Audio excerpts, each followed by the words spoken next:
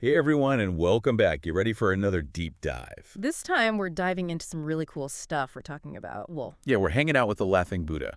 or at least his words. Exactly. We're going to be exploring a collection of Budai's poems and teachings, really getting into that Zen Buddhism vibe. And these aren't just any poems. We're talking short, potent verses designed to, To like jolt you towards enlightenment. Yeah, exactly. Like a good koan. They're meant to kind of make you think, challenge your perceptions. And maybe even make you laugh a little along the way, right? Oh, absolutely.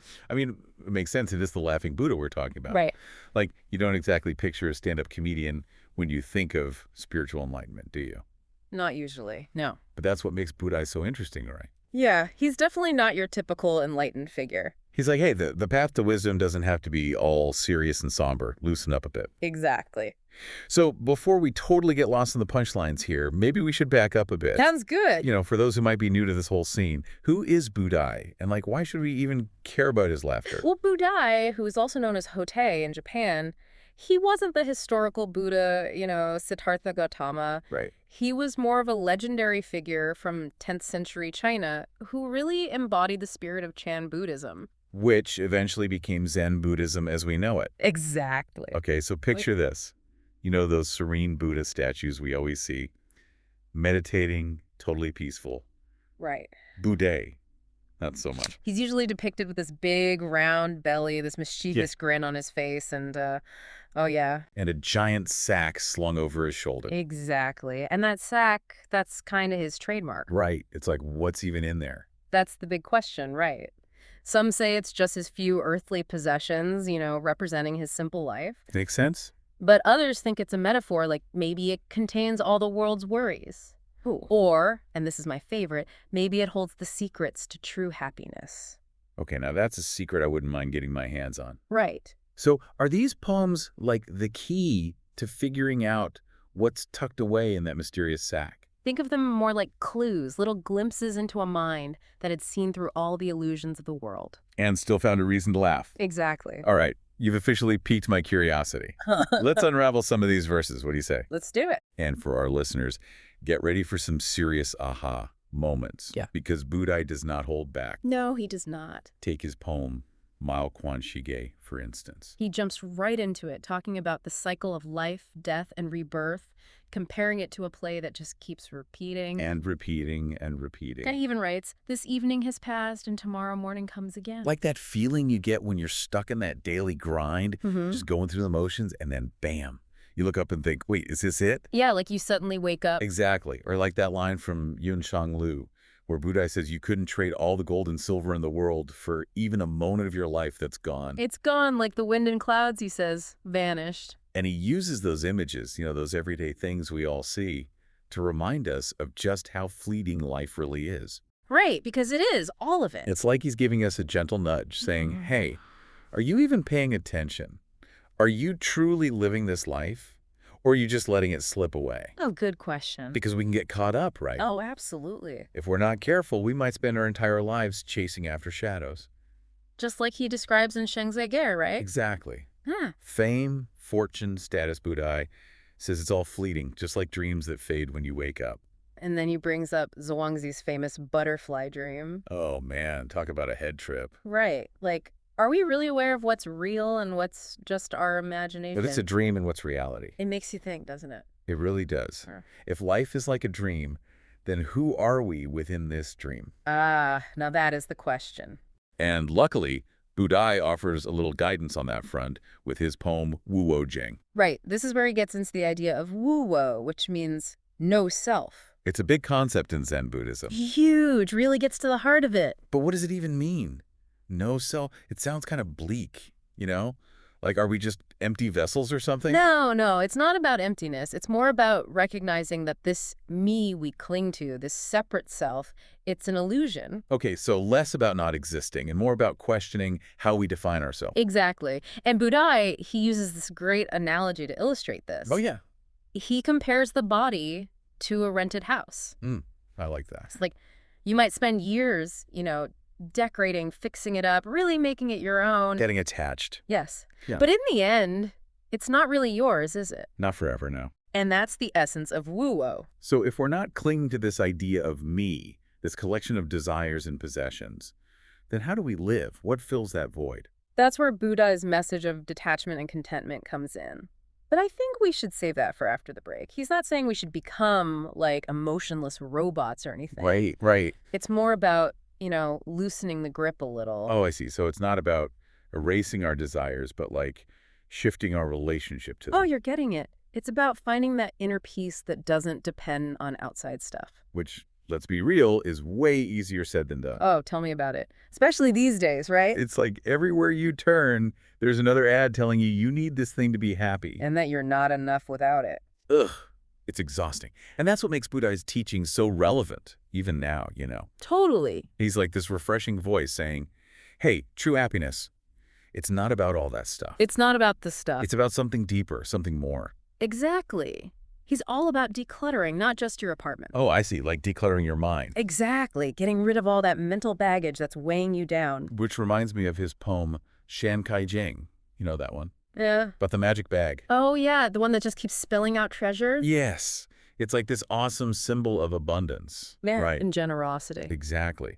But instead of hoarding it all, Budai just shares it freely with everyone. He's like Oprah with a bottomless bag of goodies. Right. And it's like he's saying, look, true wealth, it's not about what you hold on to. It's about what you're willing to let go of. It's about being a giver, not a taker. Sharing the wealth, spreading the joy. Exactly. Remember we were talking about Budai's sack? Maybe that's what it represents? Oh, I like that. It's not about what he's carrying. It's about what he's giving away. It's about that feeling of lightness you get when you let go of all that stuff you've been holding on to. And when you can find joy in the simple things, right? Absolutely. Like that line in Ha-Ha-Jing, remember? Oh, yeah. Enjoying a good meal, a good laugh, a nice nap in the sunshine. Simple pleasures. The best kind. And he even encourages us to laugh, Not at each other, of course. Right. But at the absurdity of it all. Like, can you believe this is what we're stressing about? He's totally like, lighten up, people. It's not that serious. Exactly. But it's not all fleeting happiness with Budai. Right. He also talks about finding that deep inner peace, that da'anjinin. Yes. That big, peaceful heart that can weather any storm. Because life is going to throw some storms your way, right? Yeah, guaranteed. So how do we cultivate that? Well, in that poem, Budai, he's all about letting go. Letting go. Letting go of the past, letting go of anxieties about the future. Easier said than done, right? For sure, but that's the goal. So living in the moment, basically. Being present. Exactly. Which, let's be honest, it's pretty hard to do these days, right? Seriously. It's like we're constantly plugged in, bombarded with information and anxieties. Makes you wonder, what would Budai do if he were around today? Would he be on social media, meditating under a tree? Maybe both. Maybe he'd be live tweeting his meditation retreats. But I think you're right. He'd encourage us to find those moments of peace in the chaos. To unplug, take a breath, appreciate the simple things. Like that single leaf he describes in Wuxi Shenjing. Finding beauty in the everyday. Because it's there. Budai's saying it's everywhere if we just open our eyes to see it. He's saying there's a seed of enlightenment in every experience. Even the tough ones. And that reminds me of his poem, Zizai Ji, with that powerful image of enlightenment as a fire. Oh, yeah, burning away all the illusions, all the BS we tell ourselves. And creating space for something new to emerge. It's about destruction and rebirth, baby. But it's not like enlightenment is some far-off destination, right? No, Budai wouldn't go for that. It's more like a shift in perspective that can happen anywhere, anytime. Exactly. It's about realizing that wisdom and freedom are already within us. We don't have to go searching for them in some remote monastery or anything. Nope, it's all right here, right now. So anyone can access it. Me, you, our listeners right now. Exactly. No prerequisites required. Is there like a secret handshake or something? Wouldn't that be nice? But honestly, I think Budai would probably just laugh and tell you to relax. Because in trying so hard to find it, we're actually pushing it away. You got it. He talks about this in Kong Kong Ji. Oh, yeah. He describes the universe as woo-you, woo-woo, nothingness, emptiness. Whoa.